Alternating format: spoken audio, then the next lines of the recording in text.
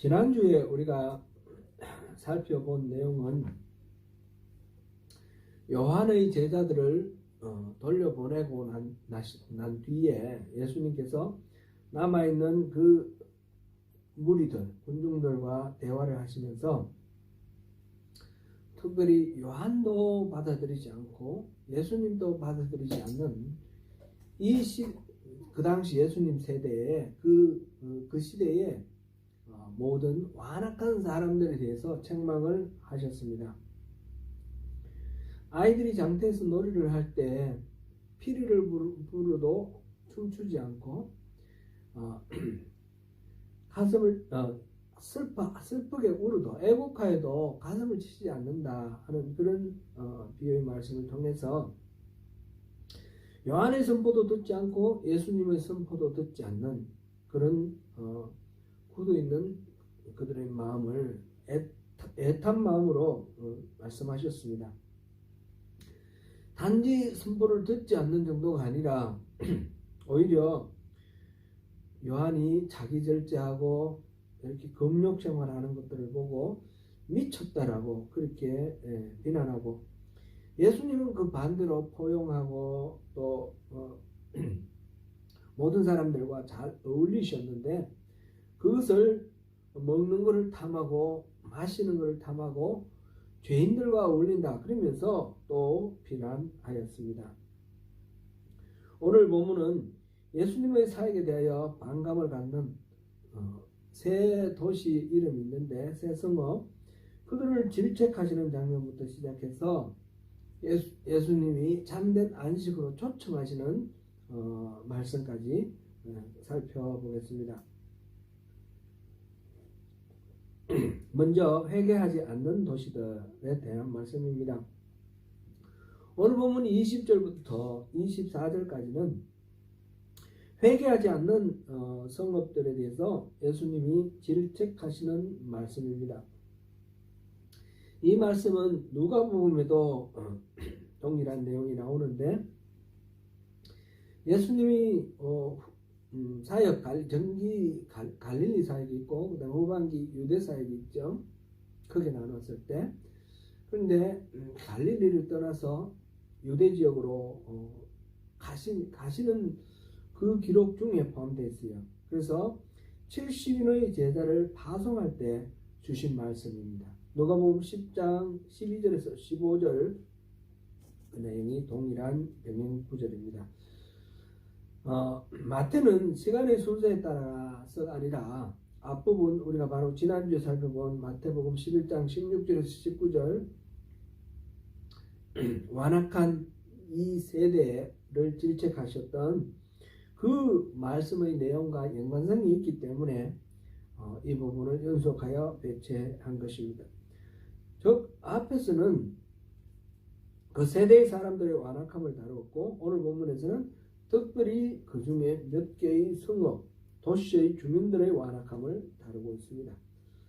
앞에서 요한이 제자들을 보내어 예수님께 메시아가 맞는지 물어본 이유는 예수님이 하나님의 뜻을 거역하고 어지럽히는 자, 특별히 헤롯 안티파스 같은 그런 나쁜 사람들에게 즉각적인 심판을 내리지 않았기 때문에 자기가 선포했던 그 금방 오신다고 한 그 메시아의 생각과 조금 달랐기 때문에 그랬습니다. 하지만 그렇다고 해서 예수님께서 완악한 사람들의 죄악을 결코 방관하지는 아니하셨습니다. 16절 19절에서 바로 그렇게 예수님은 복음을 듣고 회개하기는커녕 오히려 비방하는 자들의 완악함을 분명히 질책하셨던 것이죠. 이제 오늘 본문에서는 그 심판의 경고를 더욱 분명하고 엄중하게 선포하시는 것입니다. 예수님은 앞서 7장 22절에서도 예수님 자신이 심판주임을 분명히 드러내셨습니다. 주여 주여 하는 자마다 다 천국에 갈 수 있는 것이 아니다, 그렇게 말씀을 하셨거든요. 그렇죠? 그리고 마태복음 25장 31절부터 46절에 가면 양과 염소로 분류를 해서 예수님께서 바로 재림하실 때 심판주로 보좌에 앉으실 것을 말씀하시는 그런 장면이 나옵니다. 여기서 오늘 본문에서 일컬어지는 고라신과 베세다, 예수님께서 이 두 성읍에서 어떤 권능을 행하셨는지는 분명히 명시되어 나타나 있지는 않습니다. 그러나 지명이 명시되어 있지 않는 많은 갈릴리 지방 사역의 그 일들 가운데 고라신과 베세다에서 일어난 일들이 많이 있었음이 분명합니다. 그래서 그 두 도시를 거론하시면서 고라신과 베세다에서 행하신 그 권능을 차라리 그 페니키아의 도시인 두로와 시돈 거기에서 행하셨더라면 그들이 벌써 죄에 앉아 회개하였으리라, 이렇게 말씀하셨습니다. 시돈과 두로에 대한 심판이 오히려 이 고라신과 베세다에 대한 심판보다 더 가벼울 것이다 라는 그런 말씀입니다.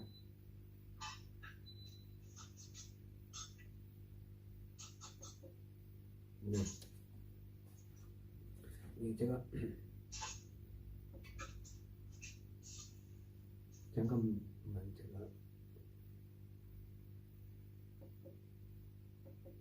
네.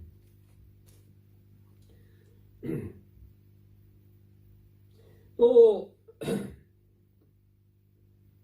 지금 두로와 시돈에 대해서 말씀하셨는데 이 말씀은 두로와 시돈 사람이 지금 더 하나님의 마음에 합하다 그런 말씀은 아니죠. 주님이 직접 오셔서 권능을 행하시고 또 복음을 선포하셨음에도 불구하고 주님의 그 말씀을 듣지 않는 고라신과 베세다, 여기에 대한 하나님의 실망과 또 안타까움, 분노, 그것이 더 크시다라는 것을 말씀하시는 그런 내용입니다. 더 많이 기도하고 더 많이 기대하고 더 많이 사랑을 베푸셨음에도 불구하고 전혀 반응하지 않는 그들에 대한 실망이다 라는 것이죠. 주님의 이 실망된 마음은 고라신과 가버나움보다도 고라신과 베세다보다도 가버나움에 대해서 더 심하였습니다. 그래서 하나님께 거역하고 부패한 도시의 전형인 소돔과 고모라 있지 않습니까? 그 소돔과 비교를 하면서 가버나움에서 행하신 권능을 소돔에 행했더라면 소돔이 망하지 않고 아직까지도 남아있을 것이다, 그런 말씀하시고 마지막 날에 이 가버나움에 대한 심판이 소돔에 대한 심판보다 더 클 것이다, 그렇게 말씀을 하십니다. 그만큼 가버나움에 대한 기대가 크셨고 또한 실망이 크시다 라는 말씀입니다. 실제로 가버나움은 예수님께서 갈릴리 사역이라고 일컬어지는 그 사역에서 중심지가 가버나움이었고, 가버나움 처음부터 끝까지 거의 대부분의 일들이 가버나움을 중심으로 해서 이루어졌습니다. 여기서 우리는 복음의 양면성에 대해서 한번 살펴볼 필요가 있습니다. 우리가 여러 번 살펴봤지만 구약의 선지자들의 예언에 대해서 우리 생각해 보면 그 심판의 예언에 양면성이 있습니다. 심판의 예언은 멸망과 파괴가 결론이 아니라 그런 일이 일어나지 않도록 경고하는 것입니다. 돌이켜 회개하여 그 심판의 내용이 실현되지 않도록 하는 것이 예언의 의미입니다. 예를 들어서 요나서에서 요나가 니느웨에 가서 40일 있으면 이 니느웨가 멸망할 거다, 그렇게 선포를 했는데 하나님의 선포는 그 말을 듣고 니느웨 사람들이 회개를 하고 그 멸망이 일어나지 않는 것이 그 예언의 하나님께서 그렇게 말씀하시는 목적이었던 것입니다. 과연 니느웨 사람들은 어린아이로부터 왕까지 모두 옷을 찢고 죄를 덮어쓰고 회개한 결과 40일이 지나면 멸망하리라던 니느웨가 멸망되지 않았습니다. 심판의 경고는 회개하는 자에게는 도리어 복음이 되는 것입니다. 반대로 복음의 메시지도 거부하는 자에게는 저주의 메시지가 될 수 있습니다. 고라신과 벳세다, 가버나움은 성육신하신 하나님이 직접 오셔서 복음을 선포하셨는데 그것을 듣지 않으니 그 심판이 더욱 어미로우실 것입니다. 누가복음 2장에서 예수님께서 8일 만에 정결의식을 하기 위해서 성전에 올라가셨는데 이때 성전을 찾은 아기 예수를 만난 시므온이라는 선지자가 있었습니다. 그가 예수님께 예언적 축복의 말씀을 하는 가운데 누가복음 2장 34절에서 보라, 이는 이스라엘 중 많은 사람을 패하거나 흥하게 하며 비방을 받는 표적이 되기 위하여 세움을 받았다 라고 말씀하셨는데, 패하거나 흥하게 하는 그 갈림길이 되는 그 역할이 바로 예수님의 역할이라는 거죠.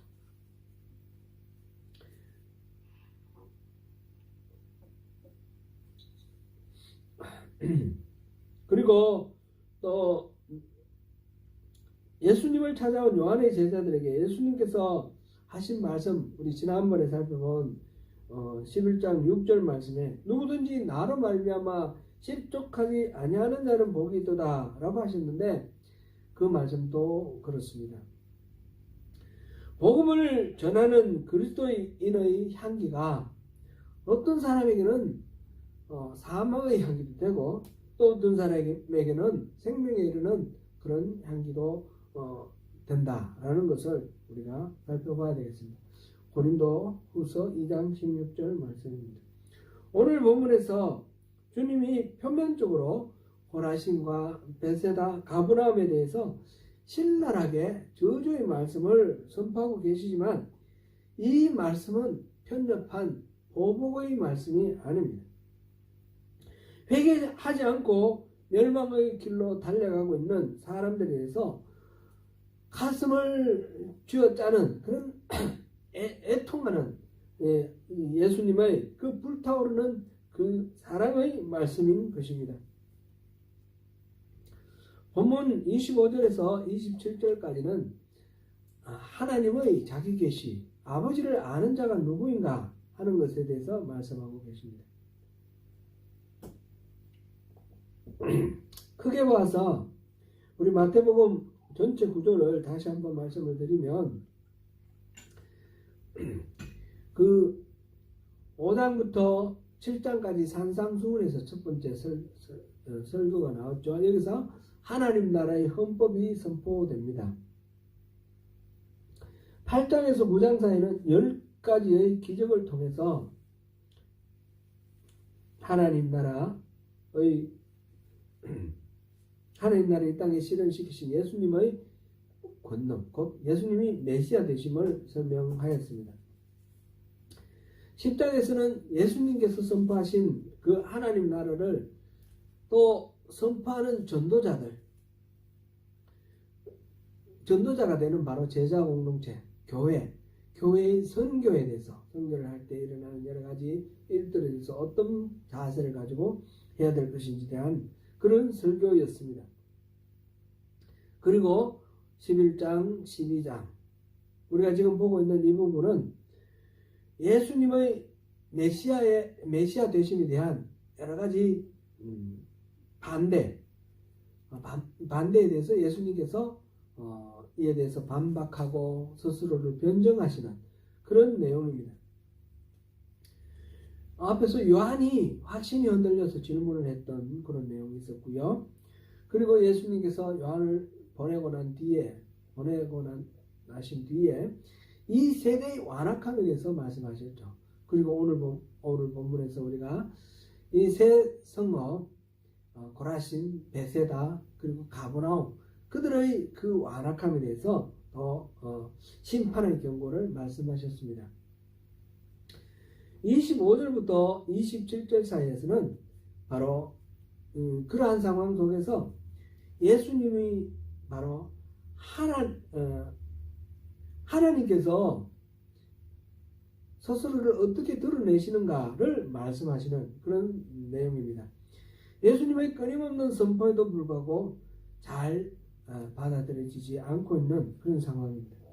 그래서 예수님이 하시는 말씀이 25절에서 지혜롭고 설기 있는 자들에게는 숨기시고 어린아이들에게는 나타내심을 감사하나이다. 이렇게 기도하고 있습니다.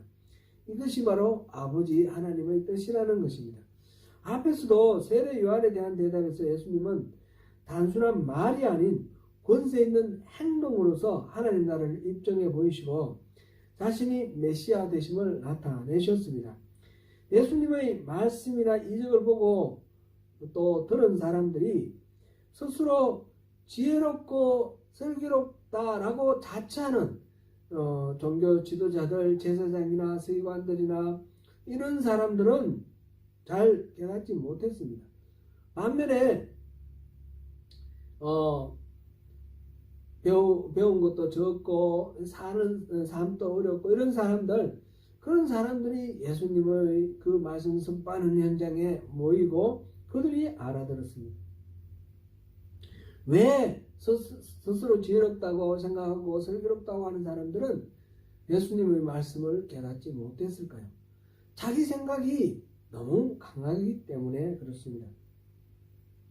제가 이제 영어 공부를 하다 보니까 그런 것을 많이 실감하고 있는데, 어린아이들은 소리를 들을 때 그 자체로 듣고 그래서 빨리 말을 쉽게 배우는 것 같습니다. 그런데 어른들은 어떤 소리를 들으면 그게 무슨 말인가 생각하면서 자기가 아는 말, 자기가 들은 말은 그걸 알아차리는데 처음 듣는 말, 이런 말은 잘 알아듣지 못하고 지나가는 겁니다. 말하자면 자기 머릿속에 필터가 있어서 자기에게 걸리는 말만 듣는 것이고 나머지는 다 안 듣는 것이죠. 이 지혜롭고 스스로 지혜롭고 또 슬기롭다고 하는 사람들의 그 인식 방법이 바로 그런 거죠. 자기들의 생각과 자기들의 이론에 맞으면 그것을 이렇게 받아들이고 그렇지 않으면 못 받아들이는 그런 것입니다. 복음을 들으면 편견과 선입관 없이 어린아이와 같이 있는 그대로 받아들여야 합니다. 머리가 굳고 귀가 막힌 사람들은 그것을 들을 수가 없습니다. 걸러서 듣습니다. 그러면 어른들이 영어 공부를 어떻게 해야 되느냐, 이 말과 마찬가지로 이 귀가 막히고 이 생각이 굳어있는, 머리가 굳어있는 사람들은 어떻게 복음을 들어야 하느냐, 그런 질문을 할 수 있겠습니다. 그는 귀가 열려야 되는 것이거든요.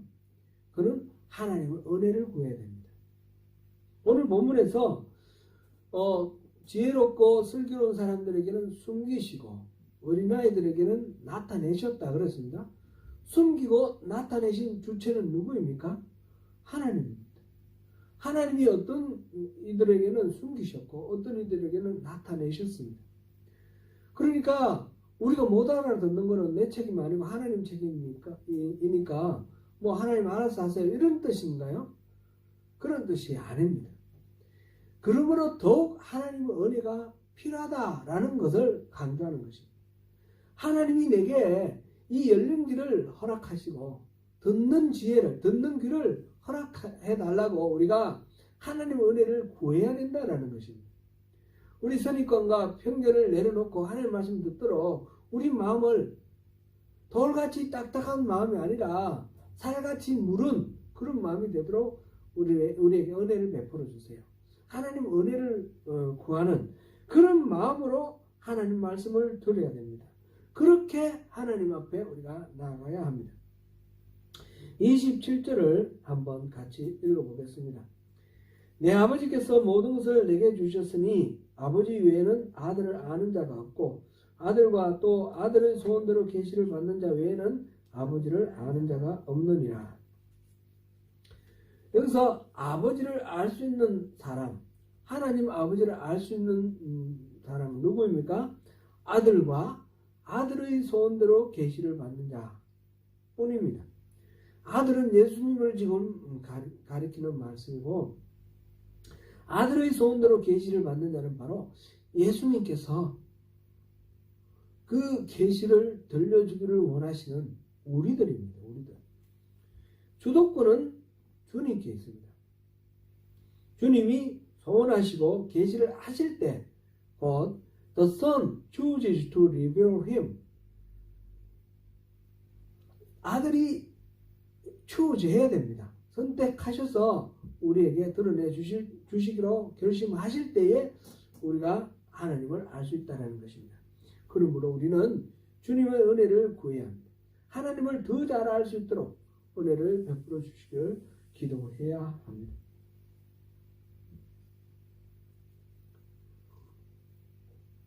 완악하고 굳어있는 이 고라시나나 베세다나 카브나움, 그게 2000년 전에 팔레스타인에 있던 갈릴리 지방에 있는 새 도시, 그것이 아닙니다. 오늘 우리가 말씀 앞에 설 때 우리가 바로 고라신이고 베세다고 가브나움이다 라는 것을 깨달아야 됩니다. 우리 마음이 그렇게 완악하기 때문에 하나님 말씀을 온전하게 받아들이지 못하면 그 징계와 심판은 차라리 복음을 듣지 못한 사람들보다 더 크다라는 것입니다. 그러므로 우리는 두렵고 떨리는 마음으로 주님께 은혜를 구해야 됩니다. 우리 마음을 녹여주시고 우리 귀를 열어주십시오. 이제 이런 마음이, 이런 말씀이 우리에게 또 스트레스가 되고 부담이 되면 안 되겠죠. 내 마음을 열어주세요. 그런데 안 열어주는 것 같고 막 이렇게 조급해지고 막 이렇게 되면 이거는 예수님의 원래의 말씀 의도하고는 다른 겁니다. 그럼 어떻게 해야 됩니까? 그 답이 지금 마음을 쉼으로 인도하시는 예수님께 지금 예수님이 초청하시는데 거기에 우리가 초청에 응해 나가자라는 말씀입니다. 그게 28절부터 30절 내용입니다. 이 말씀은 우리가 가장 좋아하는 말씀 가운데 하나이죠. 같이 한번 더 우리가 봉독해 보겠습니다. 28절부터 30절까지입니다. 수고하고 무거운 짐진 자들아 다 내게로 오라. 내가 너희를 쉬게 하리라. 마음이 온유하고 겸손하니 나의 멍에를 메고 내게 배우라. 그리하면 너희 마음이 쉼을 얻으리니 이는 내 멍에는 쉽고 내 짐은 가벼움이라 하시니라. 아멘. 여기서 수고하고 무거운 짐진 자는 수고하고는 능동형이고 무거운 짐진 자는 수동형입니다. 그러니까 자의로 그렇게 하든지 아니면 강요되고 억압되어서 타의로 그렇게 하든지 우리 인간들은 억눌리고 또 이렇게 시달리는 그런 무거운 짐 아래 있다라는 것이죠. 이거는 육체적으로만 그런 것이 아니라 영적으로도 그렇습니다. 특별히 여기서 지금 예수님이 말씀하시는 것은 12장 1절부터 나오는 그 말씀을 보면 이 구약시대에 주어진 하나님 주신 율법의 목에도 여기에 포함됩니다. 안식일을 지키라라든지 뭐 이런 율법의 여러 규정도 수고하고 무거운 짐에 해당됩니다. 그래서 삶의 고통이나 아니면 그것으로부터 자유롭기를 원해서 하나님께서 주신 이 신앙, 종교가 도리어 무거운 짐이 되었을 때에 그럴 때에 어떻게 하는가? 누구나 주님께로 나오라 라고 주님은 초청하십니다. 그러면 주님이 마음의 쉼, 영혼의 평화 이거를 주시겠다고 약속하십니다. 진정으로 예수를 믿고 예수께 나오는 사람에게 주시는 최상의 보상이요 복입니다. 사랑하는 성도 여러분, 우리의 삶 속에 힘드시는 일이 많지요. 지금 또 최근에는 코비드로 또 이렇게 고생하시는 분들도 많으십니다. 그거 아니더라도 공부하느라 사업하느라 정신없이 바쁜 게 우리의 일상입니다. 가끔 가다가 야, 이렇게 사는 것이 맞나? 이런 생각이 들 때도 있고, 나는 무엇을 위해서 이렇게 몸부림치며 애쓰고 분투하는가 스스로 물어볼 때도 있습니다. 사람들은 돈이 많으면 좀 마음이 평화롭고 영혼이 쉼을 얻을 것이다, 그렇게 생각하기도 합니다. 열심히 돈을 벌려고 애쓰다 보면 돈은 벌수록 마음의 쉼과는 점점 멀어진다는 것을 깨닫게 됩니다. 또 어떤 사람은 높은 지위, 권력을 가지면 그것을 얻을 수 있을 것이라고 생각합니다. 그것도 공허한 일입니다. 출세를 위해 경쟁을 하다 보면 그 경쟁이 너무나 치열하고, 그러다 보면 자신의 영혼을 팔아야 할 그런 상황도 많습니다. 그렇게 분투하며 살다가 노년이 되면 더욱 허무해지죠. 제가 이제 예전에 어떤 분들과 얘기하다가 들으니까, 파고다 공원 이런 데 노인들 많이 모여서 이렇게 보내시잖아요. 또는 노인정 같은 데 이제 노인들이 모이는데, 거기서 제일 외롭고 물리기 어려운 사람들은 다름 아니라 왕년에 한가닥 하던 사람들, 고위 관리들, 이런 사람들, 고위 관리 출신들, 이런 사람들이 제일 어렵다고 합니다. 한때 뭐 장관을 했다든지 장군이었다든지 이런 분들은 보통 사람들과 같이 어울려서 그렇게 또 노년의 생활을 하기도 어렵게 됩니다. 예수님은 우리에게 그런 방식이 아니라 내게로 오라 라고 초청하셨습니다. 예수님께로 가면 그때는 진정으로 참된 안식, 마음의 쉼을 얻을 수 있습니다. 주님이 내가 너희를 쉬게 하리라 라고 약속하십니다. 우리가 주님께로 가면 마음의 쉼을 얻을 수 있는 이유는 우리를 초청하시는 예수님이 그 능력이 있으시기 때문입니다. 그리고 예수님의 마음이 온유하고 겸손하시기 때문에 우리를 용납하시기 때문입니다. 온유하다는 말은 가지고 있는 힘을 마음대로 쓰지 않고 절제한다는 뜻이죠. 주님은 오직 하나님의 뜻에 따라 절제되고 통제된 분이십니다. 겸손하다는 것은 스스로 내세우거나 잘난 체하지 않고 자기를 낮춘다는 의미입니다. 그만큼 상대를 존중한다는 뜻이죠. 예수님은 우리를 그렇게 소중한 존재로 인정하시고 또 존중해 주십니다. 그런 주님을 믿고 주님을 따르되 주님이 말씀하시기를 나의 멍에를 메고 내게 배우라 라고 하셨습니다. 멍에를 메고 마음의 쉼을 얻는다는 말이 좀 얼른 납득이 안 될 수도 있는데, 이것은 속박과 억압의 수단으로 많이 이렇게 성경에 인용되어 있죠. 예레미야가 이 멍에를 메고 이렇게 하는 그런 상황, 액션으로 몸으로 하는 판토마임을 하는 예언도 있었죠.